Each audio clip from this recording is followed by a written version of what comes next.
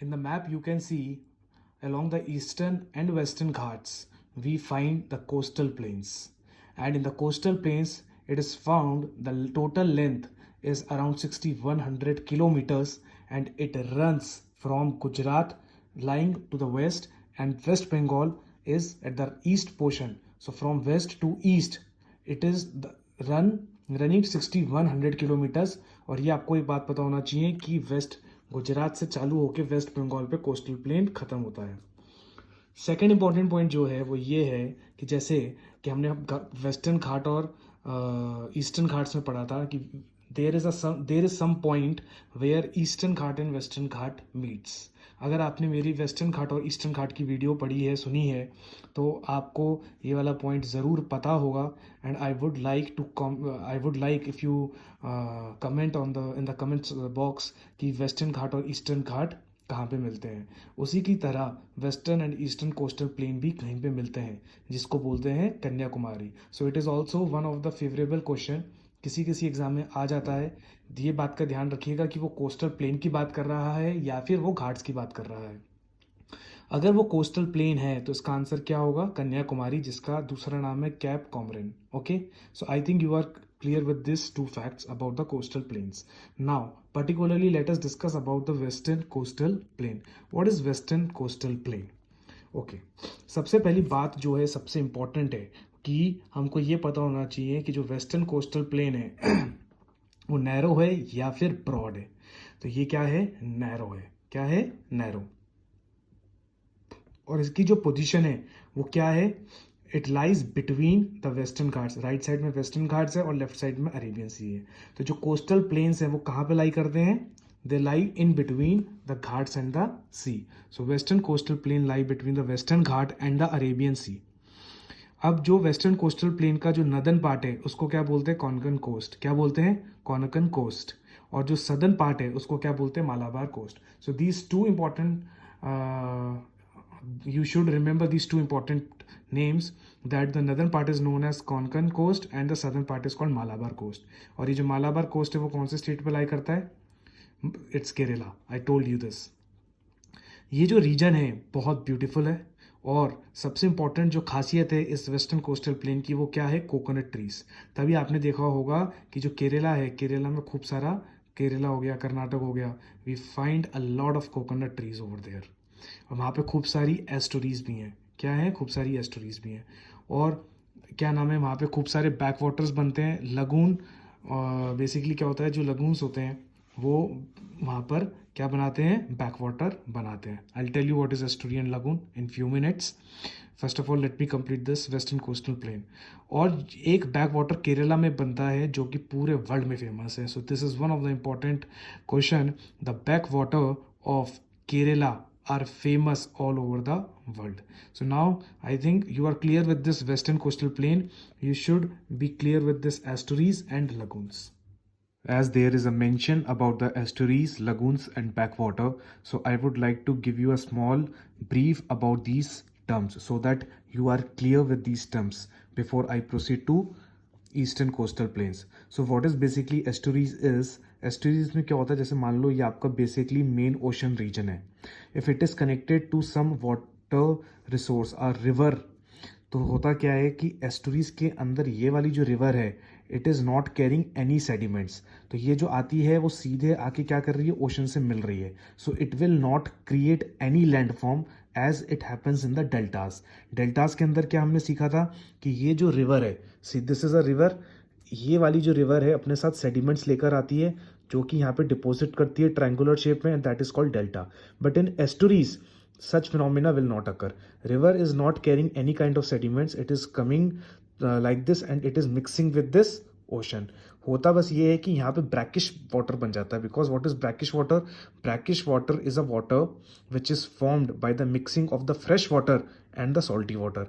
As we all know that ocean water is a saline water, and this river if coming from igneous rock or something, then it is a freshwater lake because इसके अंदर कोई sediment नहीं होंगे.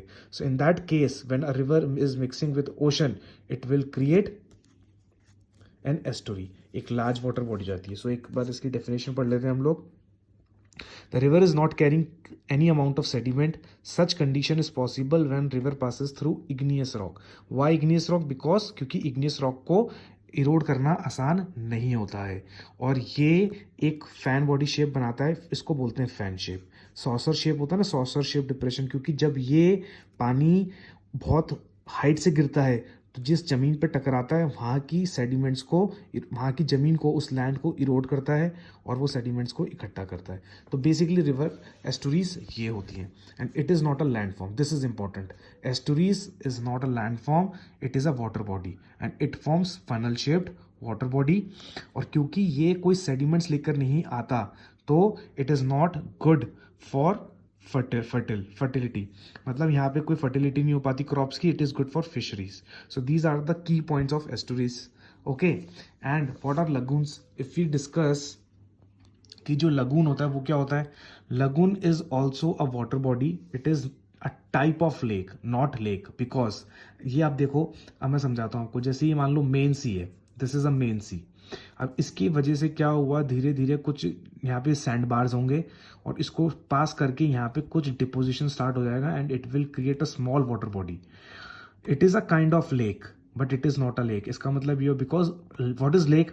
Lake का मतलब ये होता है कि a water body which is surrounded by land all over its side. अगर ऐसा होता है तब क्या होता है, उसको हम लेक बोलते हैं. पर यहाँ पे क्या होता है, सेमी सर्कल, 3/4, 1/4, कुछ ना कुछ ओपनिंग होती है. So it is a water body. It is not a lake but a kind of lake. And important point क्या है, this part is connected to the main sea. See, you can read these 3-4 points. It is this definition, this defines the lagoon and it is connected with the main sea. See, you can see this part is connected to the main sea, so it is a lagoon. So example जो हमारे India में पाए जाते हैं, सबसे super example है वो क्या है, ये आपको याद करना है. एग्जाम के पॉइंट ऑफ व्यू से बहुत ज़्यादा इंपॉर्टेंट है और ये न्यूज़पेपर में भी इनके नाम आते हैं. जैसे कि चिलिका लेक, ये सबसे लार्जेस्ट लगून है इंडिया का. कहाँ पे? उड़ीसा में. उसके बाद आता है वेम्बान लेक, वेम्बान लागून, वो कहाँ पे है? केरला में.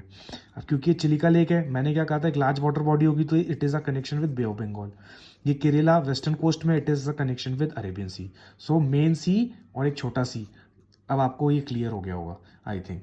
ओके, एक आता है बैक वाटर. ये अच्छा है पॉइंट. एक केरला में होता है. देखो होता क्या है, पहले ये जो है सी वेव्स आ रही है, खूब तेज स्पीड में आती हैं ये सी वेव्स विद फुल एनर्जी.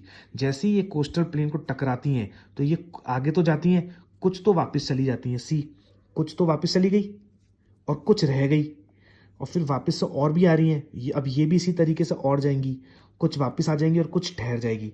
तो इस तरीके से क्या होता है, यहाँ पे डिपोजिशन होना चालू हो जाता है. ये जो डिपोजिशन होता है इसको हम क्या बोलते हैं? Back water.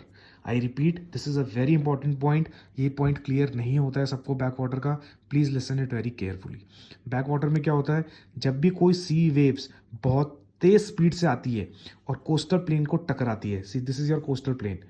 टकराने के बाद आगे जाएगी, कुछ तो पीछे चली जाएगी.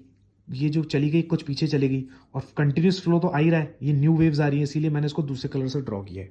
पर्पल कलर से ड्रॉ किया है, ये पहले ब्लू कलर से ड्रॉ किया था टू डिस्टिंग्विश कि ये पहले वाली है और ये बाद में है. तो ये जो पहले वाली थी कुछ तो वापस चली गई और कुछ यहाँ पे रुक गई, लेफ्ट आउट हो गई. और इसी तरीके से ये भी कुछ आई, कुछ गई और कुछ वापस आज चली जाएगी और ये कुछ लेफ्ट आउट हो जाएगी. तो धीरे धीरे करते करते यहाँ पे एक्यूमुलेशन ऑफ वाटर स्टार्ट हो जाएगा. उसको कहते हैं backwater. So it is a combination of sea water plus backwater. और करते करते करते ये एक अच्छा खासा लेक जनरेट हो जाता है. और यहाँ पे रेसिंग भी होती है, बोट रेसिंग. जवाहरलाल नेहरू केरला में बहुत फेमस है बोट रेस. सो वो हर साल होती है. So this is called backwater. So I hope you are clear with all the three terms which we have discussed in the western coastal plain: estuaries, lagoons and the backwater. Now let us discuss about the eastern coastal plains. Now eastern coastal planes. अब इसके अंदर आप देखो, जैसे कि हमने western coastal plane में पढ़ा था, क्या पढ़ा था कि ये क्या होते हैं, ये नैरो है. बट ईस्टर्न कोस्टल प्लेन क्या होती हैं? ब्रॉडर होती हैं. Super important point. Eastern coastal plains they are broader. और ये किसके बीच में लाई करेगा? ईस्टर्न घाट और बे ऑफ बंगाल के बीच में लाई करेगा. अच्छा, अब देखो ईस्टर्न कोस्टल प्लेन जो है ब्रॉडर क्यों है? क्योंकि यहाँ पे क्या बनती हैं? डेल्टास. और जो वेस्टर्न कोस्टल प्लेन्स थी वो वहाँ पे क्या बनती है, एस्टोरीज। सो यहाँ पे जो डेल्टाज बन रही हैं, क्यों बन रही हैं, क्योंकि यहाँ पे कुछ रिवर्स फ्लो कर रही हैं जिनका क्या नाम है, लेट अस सी। इनका नाम है महानदी, गोदावरी, कृष्णा एंड कावेरी। ये जो रिवर्स हैं इस रीजन में आती हैं सेडिमेंट्स को लेकर and it deposits in the form of triangle that is called deltas. That is very important point. अच्छा, इसको भी हमने डिवाइड कर रखा है। इस ईस्टर्न कोस्टल प्लेन जो कि कोलकाता पे खत्म होता है, कोलकाता से, और you can, if you start from north then you can say it starts from Kolkata. Okay, we have discussed it that the whole range starts from Gujarat to West Bengal. Okay, sorry, West Bengal.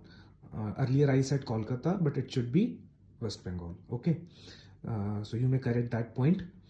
Okay, so the northern part of these plains is called northern circus. जो northern plain है, जो इसका northern part है उसको क्या बोलते हैं हम, नदन सर्कस, और जो सदर्न पार्ट है उसको हम क्या बोलते हैं, Coromandel coast. In this video you should learn these two names and in the next video I will discuss elaborately about this Coromandel coast, what it comprises और यहाँ पे क्या क्या चीजें होती हैं। ठीक है, अब मैं आपको 2-3 बातें बताना चाहता हूँ इस महानदी गोदावरी, कृष्णा और कावेरी का। एक तो आपको ये बात क्लियर होनी चाहिए कि जो कृष्णा रिवर है, it is a river which passes through the state of Andhra Pradesh, and जो हैदराबाद के लोग हैं basically now it's a part of Telangana also. Otherwise जो कृष्णा रिवर है, it used to be a lifeline for the Andhra people because it is a source of the water of the people of the Andhra earlier, okay, or it's a part of Telangana also, that is important. जो गोदावरी है, Godavari is also known as south Ganga, ये सबको पता है। South part में Deccan plateau में it is the largest river like the Ganga in the northern part, that is why Godavari is known as south Ganga. Okay, Mahanadi के बारे में हमने डिस्कस किया ही था कि छत्तीसगढ़ से निकलती है, उड़ीसा में जाती है, हीराकुंड डैम बना हुआ है क्योंकि महान लोग हैं, हीरा पहनते हैं। This is how we learned it. So I think you are clear with this Mahanadi, Godavari, Krishna and Kaveri. अब मैं आपको 2 पॉइंट बड़े इंपॉर्टेंट बताना चाहता हूँ जो आप बहुत ध्यान से सुनिएगा। ये जो नदन पार्ट में ईस्टर्न घाट्स है, जो स्टार्ट, आपको क्रोनोलॉजिकल ऑर्डर में याद करना है, महानदी, गोदावरी, कृष्णा एंड कावेरी, इसी लाइन में याद करिएगा तभी याद रहेगा। जो महानदी और गोदावरी है इसी के अंदर एग्जैक्टली जो ईस्टर्न घाट है, ईस्टर्न घाट्स में हमने पढ़ा था ना माउंटेन्स होते हैं, but Eastern Ghats are discontinuous, ये भी पढ़ा था। तो ईस्टर्न घाट्स में जो माउंटेन का कैरेक्टर है असली, वो हमको कहाँ देखने को मिलता है, सिर्फ महानदी और गोदावरी रिवर के बीच में ही देखने को मिलता है।